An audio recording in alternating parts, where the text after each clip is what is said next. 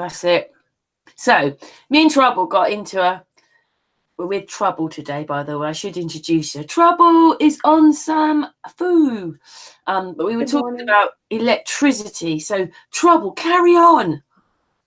Well, yeah, I was like, because we were talking about the whether or not they had electricity in the old days and all the telephone poles and wires and things. And when I was at the train station recently, they had one of the walls in the train station tunnel open, and you could see all the wires going in there. And so it's like just a roller door, and they just had it up, and it's like all the electricity. But in there, they had all those ceramic cup things that we see on the old telephone telegraph wire pole things. Do you think those were new ones, or do you think that they were old ones? Because I realised I was looking up at an old house and I could see that with the original where the wires went there, and then it was half of it was left on the wall and the little porcelain things. No, these were new. They're definitely using it. And like I said, I think still like on these new Gwen towers, these 5G towers, sometimes you can see a bit of ceramics. It depends on whether they're a big tower or just a little tower passing, with the info through. But like a transformer, that's what they used to be called in the old days, and I don't know the names for all these new towers. But I have still seen the ceramic stuff. Like I've been paying attention because I go on the train a lot now. So you see them at some junctions in the train station still. And then on the I never really, because I suppose we never think. We're sort of the generation that didn't really have to think because it was always coming in front of us. From when we were kids, it's picked up, hasn't it? From the television to computer games to whatever it is, it's just picked up. Mobile phones, it keeps going. Even if you do think and you do learn, they've given us a version of it which is probably slightly different to what's really happening. But Martin Leakey was the one, I went and suddenly thought, let's see how far back I can go on pictures with wires and things. I was a bit shocked. I know the photos he's got are just... We're not talking of the 1900s, it's well before that there was wires and people had electricity and they looked quite civilized. They didn't look like they were living in muddy, paddy fields. No, and I have no problem with that because for quite a while I've been thinking that we must have been more advanced in the past. Everything's... Well, not everything, obviously, the modern history we've been given doesn't, but there's just too many anomalies. Like too many buildings, too many megaliths. Yeah, I agree with you on that one, Trouble. Too many giant stones. We were far more advanced. We're probably, in a sense, we're getting more advanced, but we're not. We were far more advanced back there somewhere. We had to be. Yeah. There's even, I would say quite a few cities underground. I mean, underwater that have been found. Especially in the last 10 years. They used to say, what do you make about those cities underground? Because it almost looks like we had to go there to get away from something if we were all living underground. I mean, the places that I think come into hand are Turkey, and then it almost looks like it melted outside and they're inside. But in a sense, people say, no, it wasn't that. And you think, well, why and how come there's so many cities underground? Well, I think if they're as advanced as then back as we are now. You don't think there are prisons, do you? Well, what cities do we have underground now? Military bunkers, storage facilities. Oh, yeah. I was going to say, they weren't the old prisons, were they? They just built them underground. But I mean, to go all that effort, build tunnels, and some of them are quite intricate, aren't they? Yeah, the people didn't build any of those megaliths and things. I'm sure we had to have used machines the same as we're doing now. Those big tunnel machines and then somebody's even suggesting that there is a second railway under the ground where the elite use it and they can get from, place to place really super quick. They've got, high tech. So now I've gone all Harry Potter and I'm starting to think, oh my God, they probably have a whole world under there.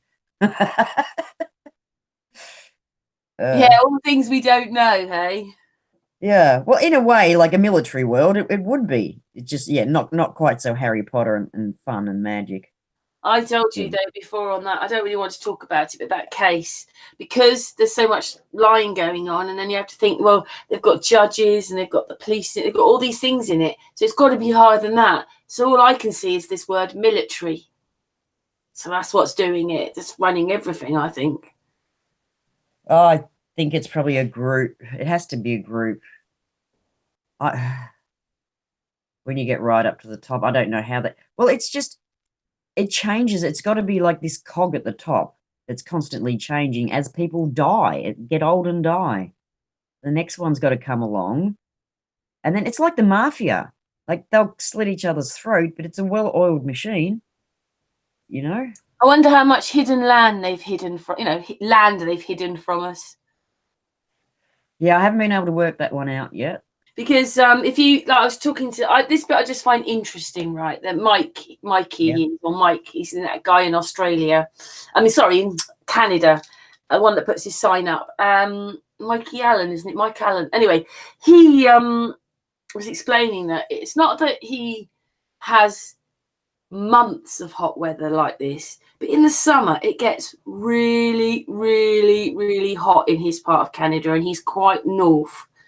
And like all they do is show us that Canada is covered in ice, but it's not. In the winters it's freezing, but in the summer it gets really hot. Maybe 6 weeks gets extremely hot, like say Arizona and California weather. You're not expecting that part of Canada to get so hot. And he has this feeling that if you were allowed to drive and you kept driving north, he reckons it's probably a lot hotter up there. And I question the season. It's only cold in the winter. It's not cold in the summer like they say it is. I question the seasons and the sun creating, or the sun creating the seasons, the spin of the earth and all that sort of stuff.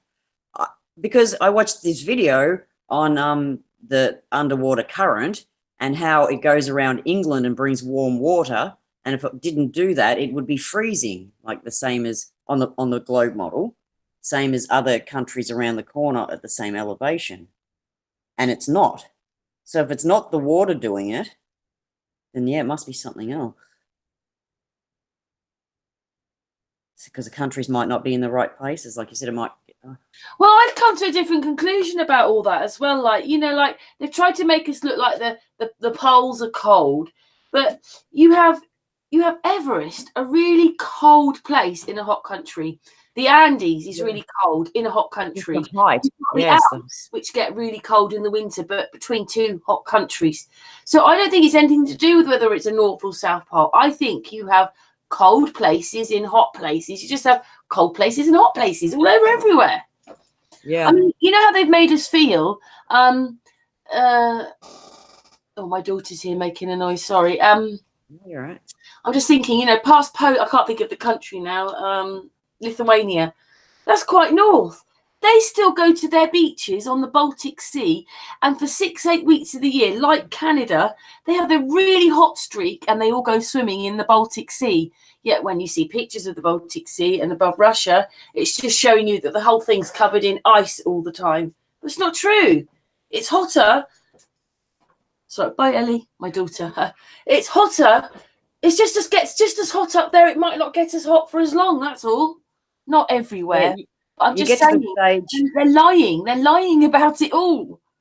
Yeah, you get to the stage where you realize, like, they try to have these explanations for everything, but they don't really make sense, which means the lands probably aren't in the right places, which means it's probably no point in even bother trying to work it out. Yeah, trouble. I think I worked that out because this is just my little thing. I'll very quickly do it. I've said it a few times, but when we get to the Big Dipper in America, a lot of them don't even see the Big Dipper the way I do because it's so stretched out in the sky.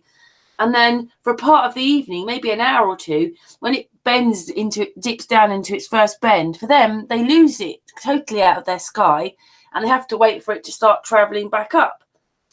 Well, for them, America, it's really stretched out. When I went to Denmark, I had to go down my friend's garden into the field and I could see the Big Dipper over there. It was still quite big, but the square it was doing wasn't over her house. It was over there, over the field.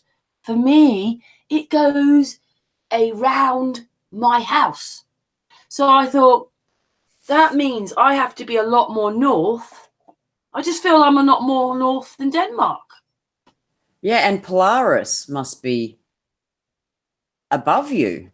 which it shouldn't be. It should be above the North Pole, shouldn't it? Yeah, But actually, you know what? Polaris is basically almost above my middle of my house. we've been chatting with a guy. I think he's called E1 or something. No, E. And what he thinks is that there's two vortexes, like the two star trails. They Yeah. actually don't. They don't hit each other. They don't overlap at any stage. They're completely separate. And he thinks most of the Earth is under one, and then the southern one starts, like it starts above my head, but it's more. It encompasses more. Like he thinks the South Pole might not be around the edge. It might be its own island, like the North Pole, like everything else. But it's And we a don't big even really know what's on Antarctica, do we, exactly? Some people say it's got green trees and things. Yeah. So I mean, if you're in a vortex, that vortex problem. could go on, and there could be masses of land that down your end somewhere. There's real problems with the star trails from the southern hemisphere. We all see them from a different angle, but they're still rotating, but they almost look the same. But it's impossible on the round, flat map.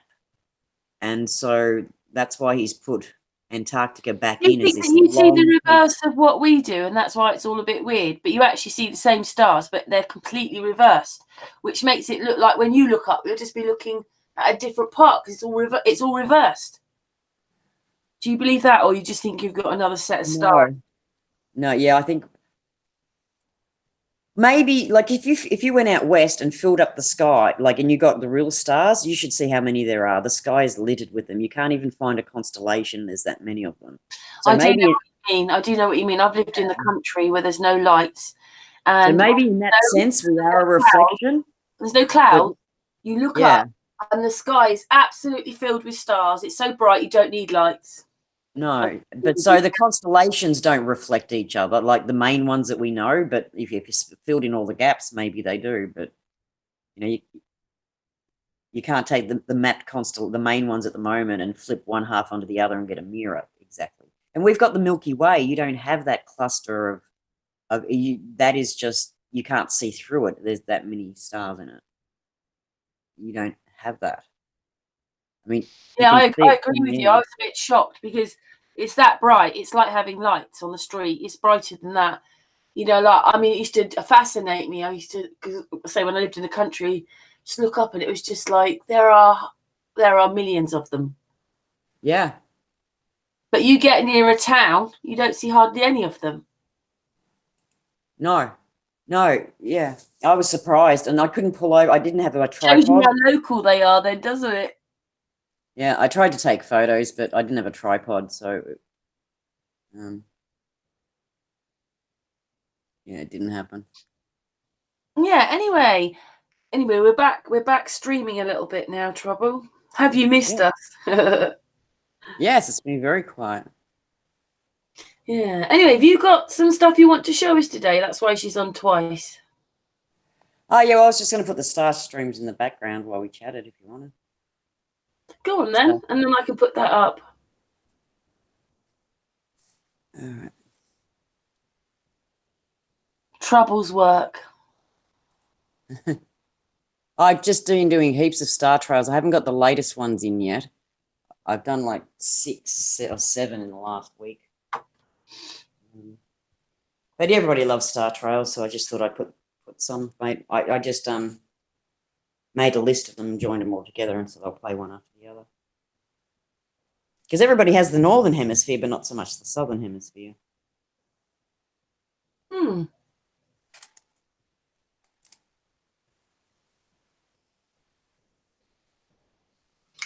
What we live in is absolutely crazy. We were talking about that before we went live, weren't we? How crazy it is. Just the whole thing is crazy. Well, it's really funny because even though flat Earth and round Earth have a lot of differences, they're using some of the same sciences. But then flat Earth, hang on, I'll just come down here. We kind of pull apart some of their sciences, and But then once we get a clump of them that we accept, we still accept them. But so at the moment, there's a group of people who don't believe in particle physics, and yeah, we talked about this earlier, and how they're discussing whether or not light is actually a particle, or if it propagates and it's not a particle. So that's really interesting to be watching. I was just saying that, I put a video out on Sun and Moon, the other channel, a bit like this guy was trying to show that we don't see light until it hits something. So there can be masses of light, but you won't see it if there's nothing in its way. So we're in light's way. That's why we see things. That's why there's light and dark and shadows and that. So I was sort of feeling the same. How can it be a particle if you don't see it unless it touches something? It's a different thing then, isn't it? And it's light and sound. I mean, they're not solid. I mean, they're trying to explain, I guess, how sound and light and vibration create matter. But they don't know. We don't create matter. All we do is change one piece of matter into something else. So we can affect matter, and I think light and sound affect matter, but I don't think they create it. Because, like in those quantum experiments, what is the first thing that supposed light makes? It doesn't, like, supposedly makes a particle, but then it disappears. Nothing solid comes out of it. So I think it's all magnetism. I found out that the speed of, like, magnetism has a speed and light has a speed. Even though they might not have a speed, they might propagate, but in atom science, in particle science, particle physics, whatever you call it, they have dedicated a speed. And I noticed they're both the same. So the speed of light is the same as the speed of magnetism. So I think they're just trying to infer that light is speed, or take over from magnetism's. I don't know, really. You have to learn it all over again, don't you, Trouble? Because nothing's what you thought it was. Because it's all got to do with gravity, so... Oh, yeah, your favourite word. Well, I really like light and sound, but then they're trying to use it, I don't know, they're trying to find something for gravity. And they seem to be using... I mean, because we know there's magnetism. We know there's electricity. Well, everything's electromagnetic, isn't it? Everything's electric, dielectric. And then you have some people not fighting with you, but saying that, only the globe needs gravity. But then some other people are going, no, you still need gravity on a flat Earth. So there is so much contradicting information. Yeah, but I think that's what happens when you've put all your money and you're focusing on the wrong project, the globe.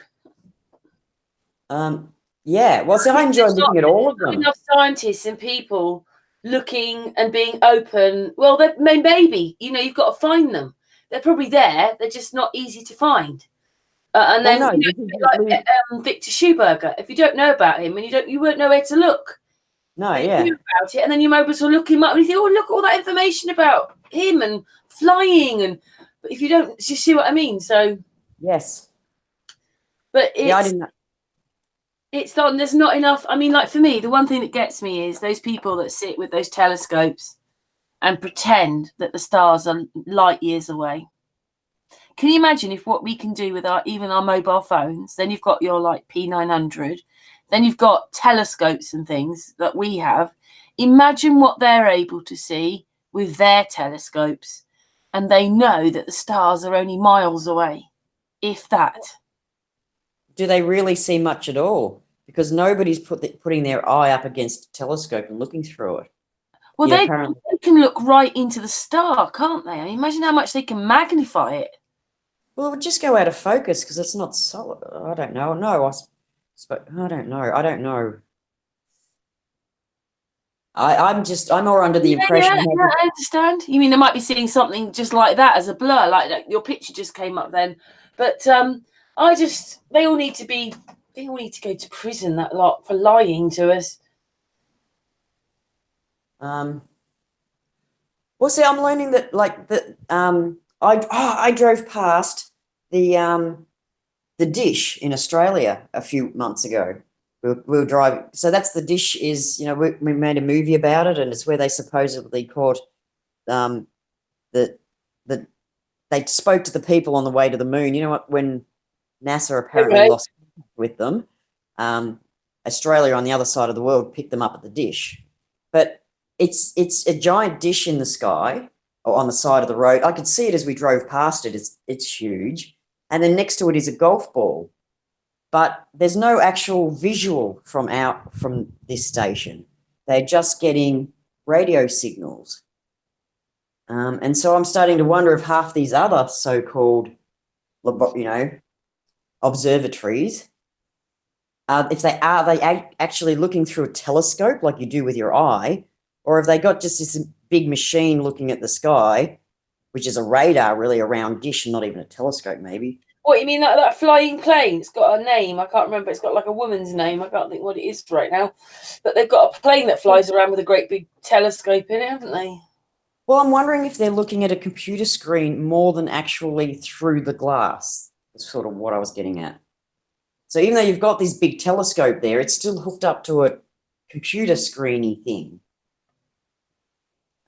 So are they looking at a television? Because I don't think any of my kids actually stuck their head up against, the looking glass to look through the telescope. I'm pretty sure.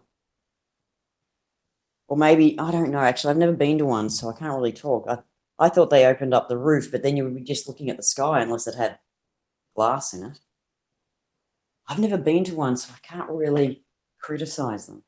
Yeah, and even if you went to the laboratory, you could only look at the things. I wouldn't imagine they can really let you have oh, I'd love to. Wouldn't you imagine the questions that you'd be asking now? Oh, my daughter's been. She went with the school. All right. Yeah, What, she they said. they could see through the telescope? I don't know. No, I don't think they did. I'll have to ask Yeah, them so more you about can it. go and see them. You just can't look through them. But imagine if you could, and the questions you'd ask, and you think, I don't know. I want to go now. So this not driving's killing me.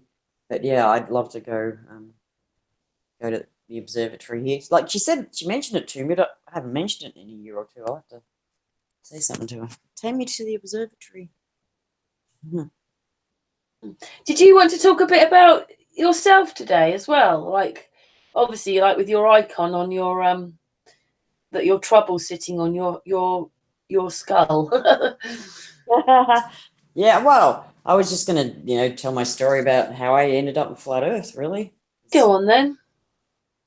Well, it's a bit of two things. I mean, it was Zeitgeist that led me to all the information, but well, hang on, I'll swap over the videos that I'm playing because I did make another playlist.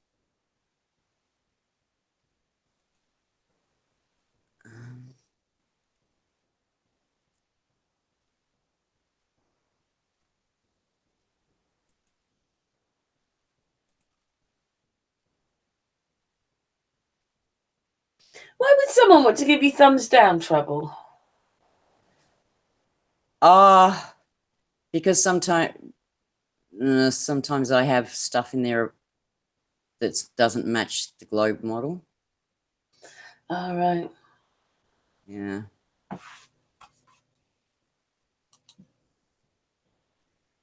And out of focus star photos and all that. Blah, blah, blah. Yeah, so my journey basically started with strokes.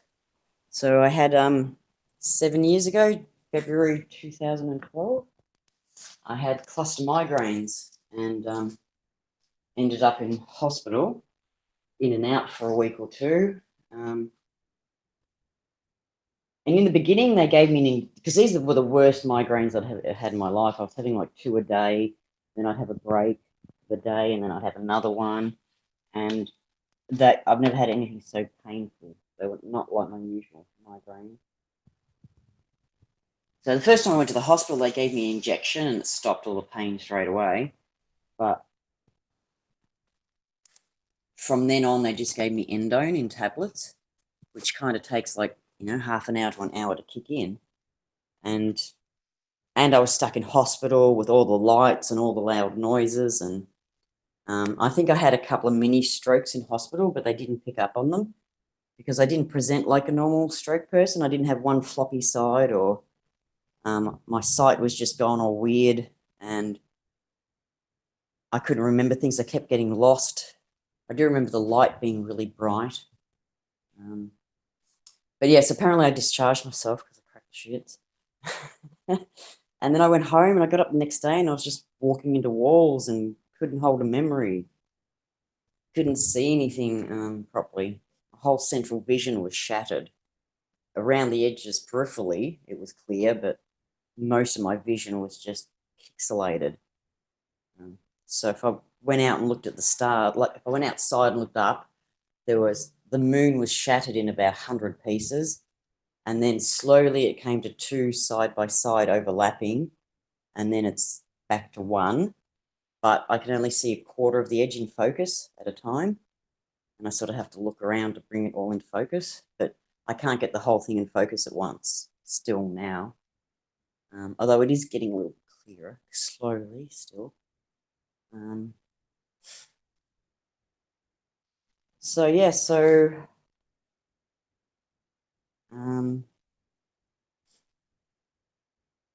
I've got no forgetful now. So yeah, mostly.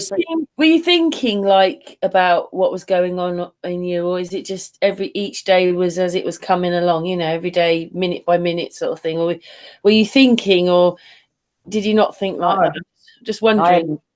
I had no little voice inside my head because I've got like about 10 dead patches of brain on the left front. Well, you're an extremely clever woman. It doesn't show. And both sides of the back. And at the back is sight, and that's where most of the damage is. And then the left was, I had no little voice inside my head. I could still speak, but I'd lost my vocabulary, but didn't know that I'd really lost my vocabulary. So I couldn't make sense of anything anybody was saying because I didn't know what the words meant. It's like they were speaking Swahili. I wanted to start laughing half the time because it was just like, what the fuck are you saying?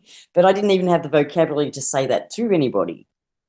And then when my vocabulary did start to come back, it was like I was speaking in tongues. I just come out with these words that I had no idea what they were, and I'd have to go look them up in the dictionary. So I spent 2 or 3 years just in a dictionary. Every time a word came out my mouth, I'd be like, I don't even know what that means. I mean, I know what it means, but I don't know what it means. And so I had to just relearn everything. And it was very Groundhog Day. It'd be like I'd get up and be like, Mum, what are you doing here?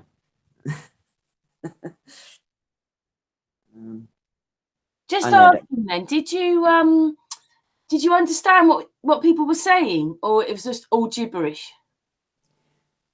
No, I couldn't understand a word.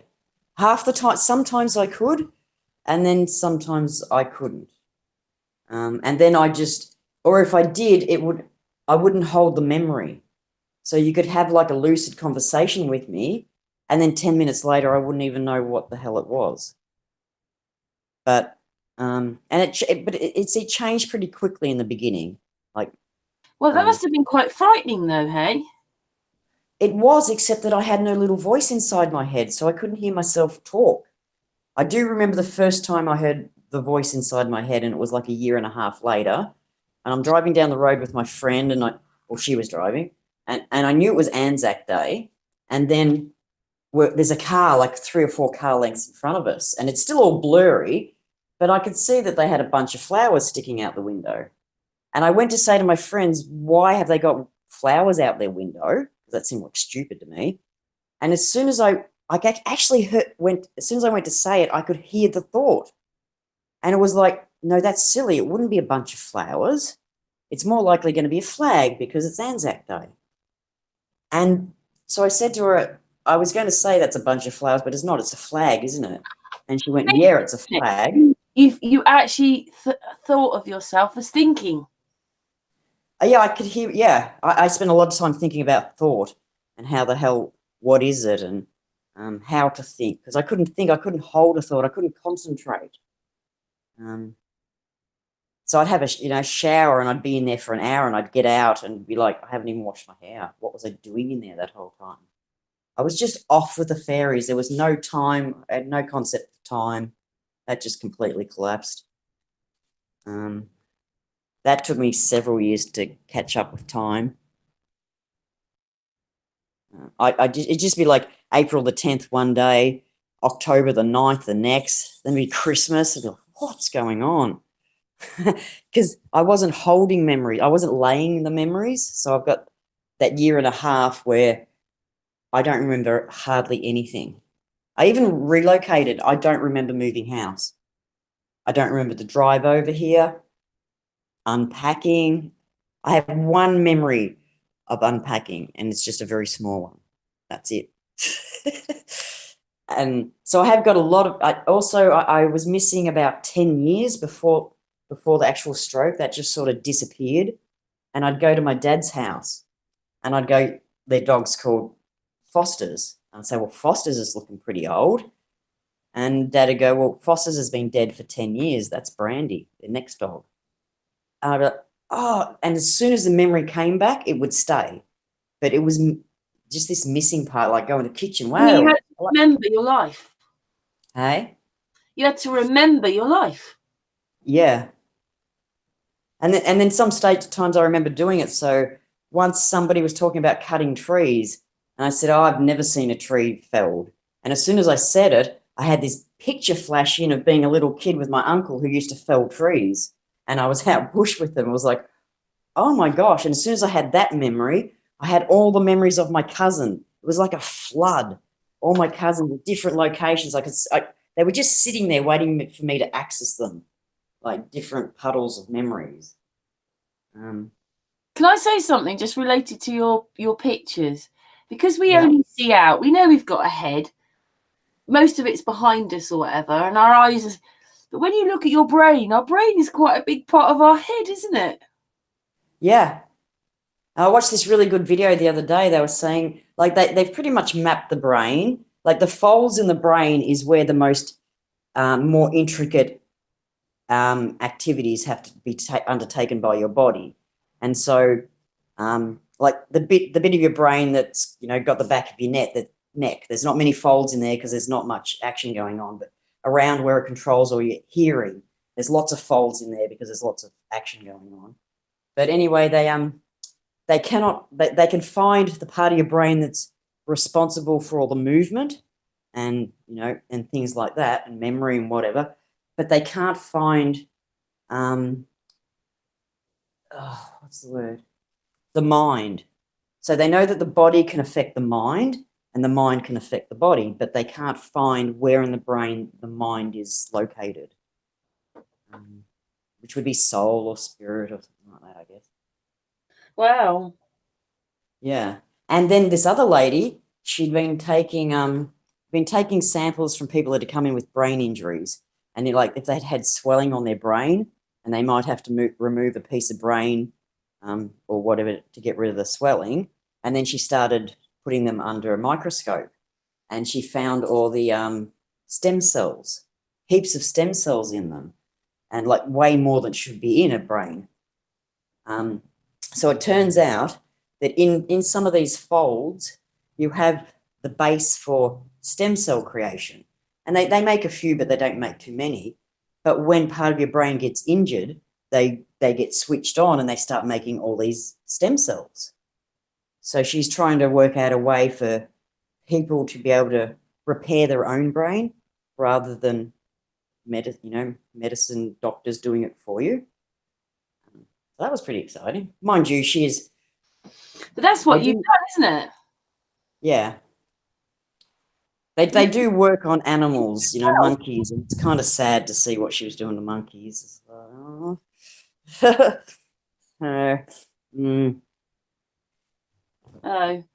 that bit not good. But you've healed yourself, haven't you?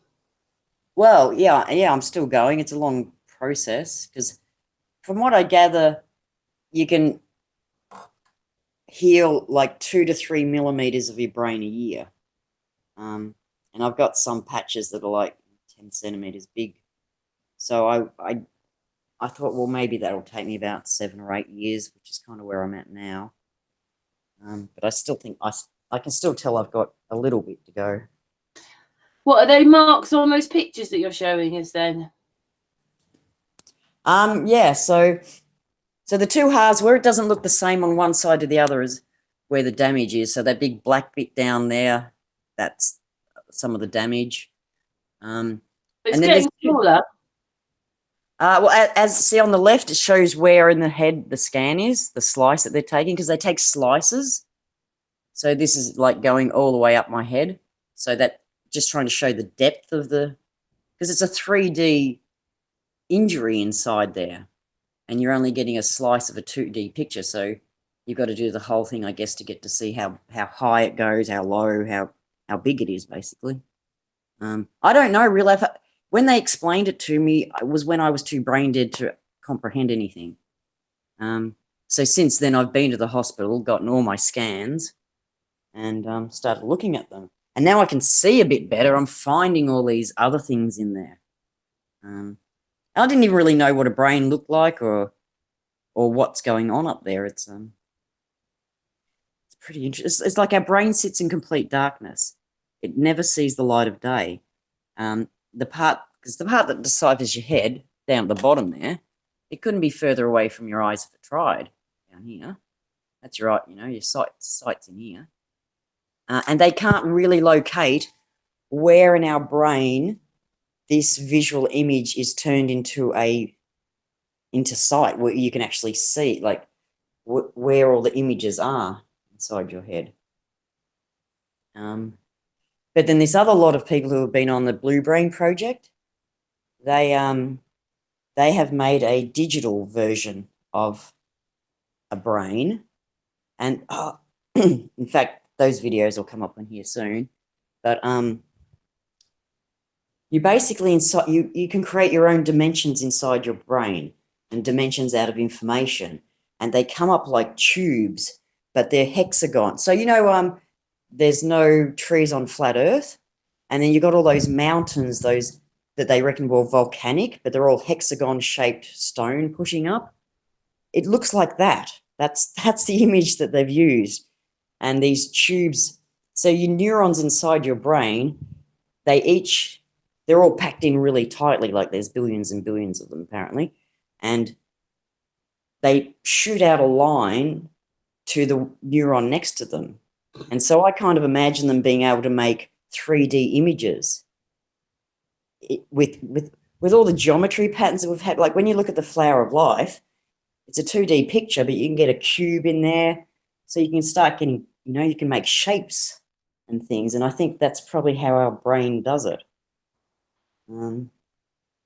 Because sometimes in the beginning when my brain was going slow, I had to write down a shopping list. And you know how when you write and you have to think and you sort of look up and you remember and then you write down. So I started doing that, and the words appeared above me in the room. They were just floating in the sky sort of thing. And I just have to write them down, really. And I said to the other people in the room, can you guys see this? And like, no one could see it. Do you think that, I just remember Matt Jerome, he had a stroke, and after that he saw things differently. His whole life supposedly changed, he could see colours differently. So do you think it, like having the stroke, might have affected, it's done things? It doesn't mean it's bad, it's just changed things for you. It's processing the information slower, and so I can see the mechanics behind it sometimes, especially when I'm tired. And all right, so another time, because I've only got this tiny patch of central vision where I can see 2 to 3 letters at a time. So it took me a couple of years to work at, to be able to read anything decently. So I was trying to read this word once, and the word I kept coming up with, capsicum, it didn't fit in the context of what I was looking at, and so I started laughing. And 3 times I read it, and I still got capsicum, so I decided to spell it out. And do you remember the old clocks first a lot of electronic clocks, alarm clocks that you'd have, and they had to have the digits and they'd be on tabs and they'd flip over? Yeah, so it was like that. It was flipping through every letter, and then it stopped. And then I'd look at the next letter and it would roll around and it would stop. And I get to the end and it said Capricorn, which was more suitable to the sentence I was reading. And I was like, wow. So basically, It's what really it's done cool. is it's made you dyslexic, really. I Yeah, know, I know it's a yeah. bit more than that because you said about your central vision, but it's kind of made you dyslexic. Well, it did for a while, but I've got the memory of what I was before, so my body's slowly trying to find that back. But meantime, I just interpret things wrong. I just have to read one letter wrong, and it changes a word. It can change the whole context of a sentence. One letter. Um, so for a while, I was a blithering idiot. I don't know how anyone understood me, because I couldn't read their stuff, so I could type some stuff out, but then I couldn't read what I was writing.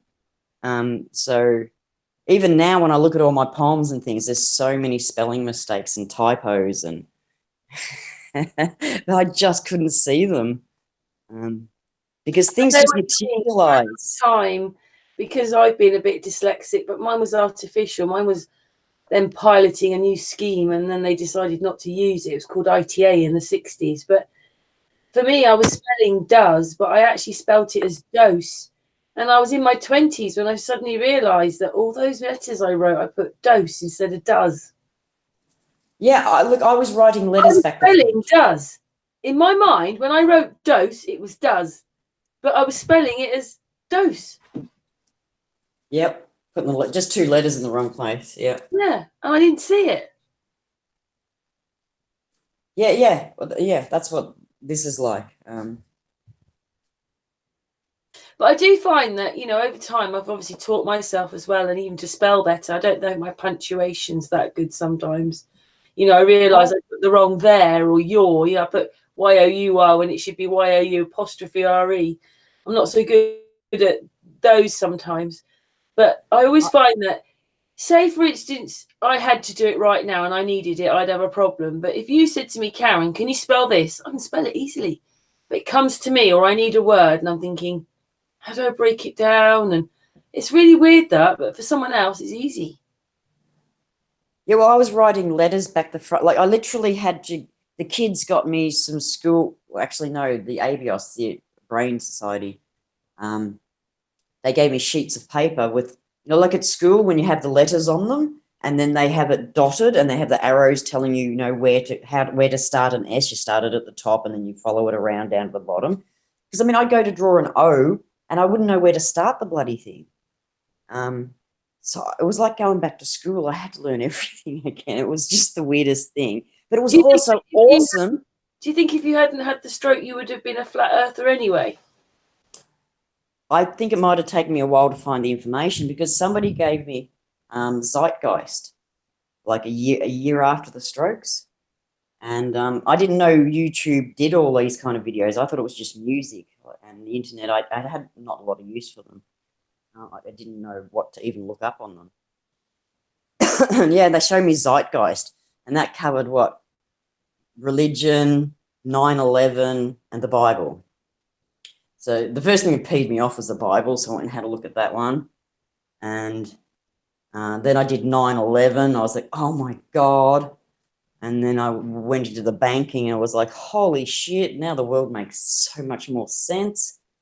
And then on Facebook, I started to find some groups.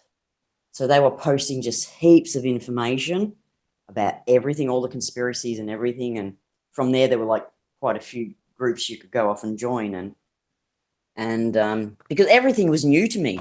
Like, I didn't even know what God was. When people go, do you believe in God? I'm like, what's God? Like, I was like being a 5-year-old. It's like I didn't know what anything was. Or what my opinion about it was once I'd learned about it. It's like, I don't know what I think of God, or what I think of, it's weird. But that was really exciting because there was so much to learn. Hey, Trouble, we've been going for about an hour now. Can you believe that? Really, already? I know. The time flies when you're having fun. It does, but you know what that means, don't you? That means you'll have to come back. Yeah. But well, we'll finish shortly. But do you want to carry on for a few more minutes and then we'll finish? Well, yeah, I'll just quickly finish off. Like after the Zeitgeist and all that, I went into healing. Like some people found me with some good advice for self-healing, because the doctors had told me there's nothing they could do, go home and have a nice life. And I already didn't like the medication, and I was struggling with it. And no, that's another long story. But anyway, I eventually got off all the medication. So they wanted me on blood pressure and blood thinners. So I take bicarb soda now and a few other things to sort of fix that.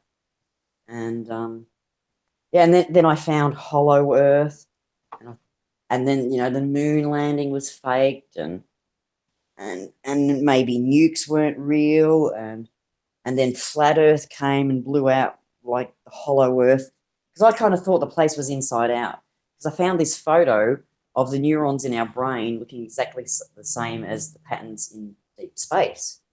And so I started to think that, well, that's where thought lives. Thought lives out in the space. That's where all the mechanics behind matter is. Like that, I mean, matter holds its own mechanics, but the glue that holds it all together, the information, is floating up there in the ether. And I don't know if that's true. I'm sort of wondering maybe if the Earth holds itself together. I don't know. It's a complete system, really. It has to have all of it. But yeah, I don't know. I don't know whether I can see the intelligent design here, but I'm still not religious. I still don't believe in that God. I've been looking more into consciousness, because if you want to self-heal, you've got to sort of not be a victim and take responsibility of it and control your thoughts and blah blah blah blah. So yeah, that's sort of where I've been hanging, and just on the side, off the side of Flat Earth, just watching what's going on and trying not to get caught up in the drama. I mean, all the topics have drama. You go and look at law, there's people screaming at each other on both sides of the table. Yeah. So. Yeah, that bit's a bit boring. Some of us don't want the arguing, do we? We want to just try and get on. We're all different, but if we have the same goal, and anyway, I think this waking up, this consciousness, those that have woken up consciously want the same thing, even if we're different people. Yeah. No, the last thing, I mean, Mr. Fryve is one of them. The last thing when I meet Mr. Fryve, talk to him, is that he thinks, hey, I'm going to ego over Karen. I'm going to get her egotistically and all that. It's so different. I'm sorry, it just is. You understand what I mean? There's no ego stuff. We don't think like that. No. It doesn't. So I thought I'd just show you the blue skies of Australia before we go. Let me just put it on you. Hang on. Yeah, we're in darkness now. Hey. Yeah, we've got total blue skies. Oh, listen to those birds. Oh, it's quite nice where you live, Trouble. Yeah. I don't know. I don't mean that rudely. I've never seen where you live. It's just, it's nice. Oh, this is my house. I'm on the corner block, and it's a diagonal paddock across the road, so nobody lives there. So, I've got nobody over that side. And then over there, that used to be a forest, or it used to be a pine forest, but they've put in 10,000 houses, but they've left a green strip. So most of the animals have gone in there. But we're an older village, so we've still got the big trees and things. Yeah, so, and that's the sun. Have they started to build then? Oh yeah, they're filling up every empty paddock they can find, and so they'll knock down one old farmhouse on a bit of acreage. They pay them $1 million. You muted yourself. Trouble? No, I'm still here. All right. What were you saying? We missed the last words. You were saying something, and then it just went quiet. Oh, they buy an old house on a little bit of property, and they paid $1.2 million for them, and then they knock them down and they put up 60 units, anywhere from 40 to 60 units. They sell those for like 350 grand, and they make like 12 million off a block of land, really, minus the expenses, which can't have been $1 million to build all those units, but maybe it is. But I know, not fair, is it? But we knew it was coming. But yeah, to knock down one house and put 40 units, and to do that to like so many of them, now you've got to have the roads. It's just put so much traffic on that part of. I know, it's horrible, isn't it? You know, like, even if my house isn't a particularly big house, the plot it's on, I've got a proper garden at the back. You know, nowadays they would have built 2 or 3 houses on this plot of land that I'm on. Now, today. Well, they subdivided my backyard before I bought it, and put 2 units in it. So you kind of walk out my back door and you've got 3-4 meters, and then there's the fence. But it's still a big block. It's still 700 square meters. So, and I've got all the nature strip outside to mow. The birds sounded nice. But anyway, Trouble. Yes, I'll let you go. Yeah, no, well, sorry. Anyway, we will have to have another chat because obviously we only just got going. Yes, yes. Oh, I got hit. I was thinking that last night. What am I going to talk about? There's too many topics. So we have to come back for chapter 2 of Trouble About. We're just going to say goodbye on air. Okay. So, thanks, Trouble. It's good to see you. Good to chat. I'm glad you're back. It's lovely to be talking to you. Anyway, we're going now. Bye, everyone. Okay.